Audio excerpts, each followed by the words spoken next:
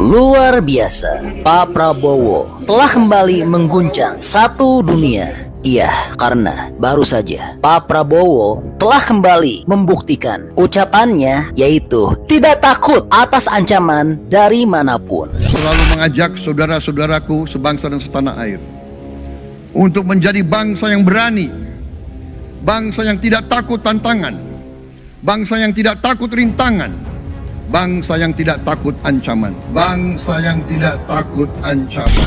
Iya, seperti yang telah kita tahu, setelah Indonesia resmi bergabung dengan BRICS, Indonesia's intention to join BRICS. Indonesia akhirnya resmi menjadi anggota BRICS. Amerika dengan secara lantang dan tegas langsung memberikan ancaman kepada semua negara yang bergabung dalam BRICS, termasuk Indonesia. And we will keep the US dollar as the world's reserve currency, and it is currently under major siege. Many countries are leaving the dollar. You're not going to leave the dollar with me. I'll say, you leave the dollar. You're not doing business with the United States because we're going to put 100% tariff on your goods.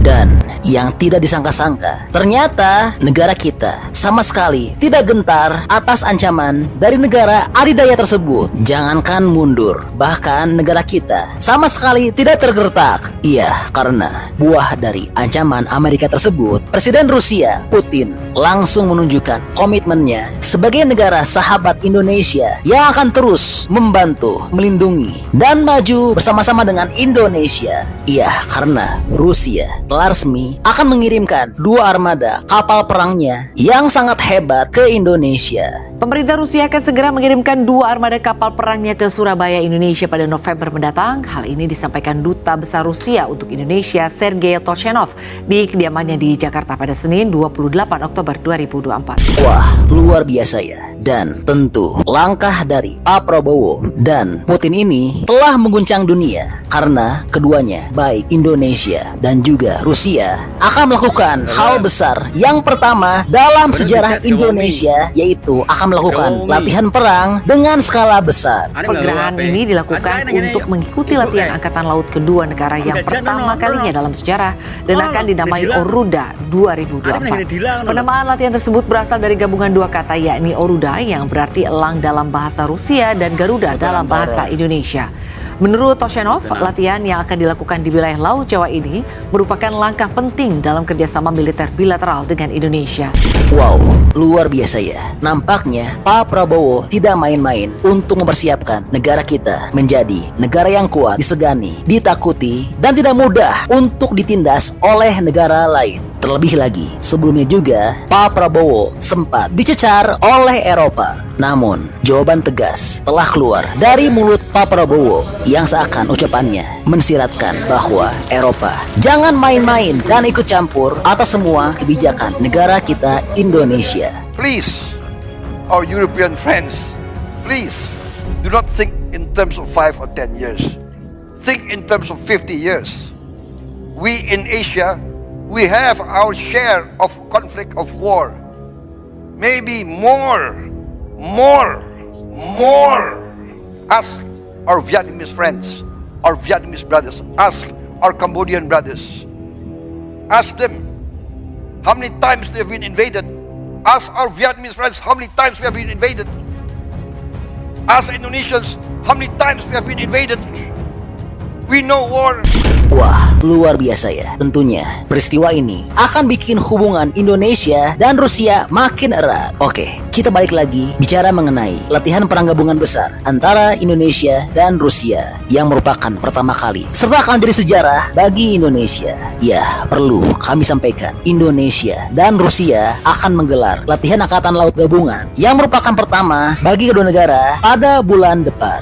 Hal ini telah disampaikan oleh TNI Angkatan Laut di Jakarta pada 29 Oktober 2024. Adapun latihan ini ditujukan adalah sebagai upaya Presiden Prabowo untuk meningkatkan hubungan dengan Moskow. Iya, hal ini telah senada dengan pidato Pak Prabowo pada saat pelantikan. Saat itu, Pak Prabowo telah berjanji untuk lebih berani di panggung internasional. Dan latihan perang ini sudah dirancang dari jauh hari sebelumnya. Karena pada bulan Juli, Pak Prabowo telah mengunjungi Moskow untuk melakukan pembicaraan dengan Presiden Putin.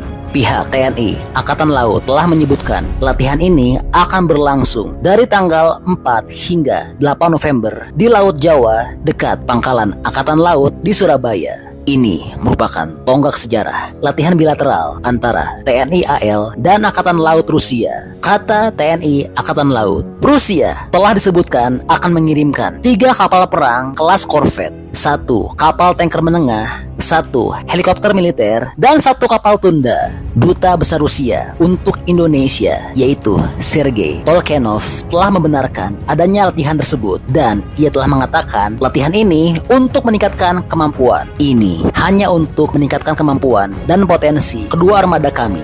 Kata Sergei, wow, sangat luar biasa ya untuk progres hubungan antara Indonesia dan Rusia saat ini. Di bawah pemerintahan Prabowo, nampaknya hubungan antara Indonesia dan Rusia makin erat ya. Tentu di sini akan ada yang tidak suka ya. Pastinya Amerika dan Uni Eropa tentu akan cemburu. Apalagi baik Amerika dan Eropa memang saat ini sedang mengembargo dan memberikan sanksi pada Rusia. Namun Indonesia malahan tetap menjalin kerjasama yang baik dengan Rusia. Nah, kalau menurut teman-teman, apakah ini tidak akan berbahaya bagi Indonesia pada kemudian hari? Atau justru akan menjadi bekal yang istimewa bagi Indonesia di masa depan? Bantu dong, berikan pendapat, alasan, dan komentarnya dari pandangan teman-teman. Ya siapa tahu saja pendapat dari teman-teman tersampaikan ke pemerintah, sehingga pemerintah bisa mengambil langkah yang terbaik. Namun kami rasa pastinya menjaga hubungan baik antara Indonesia dengan Rusia ini adalah hal yang sangat penting.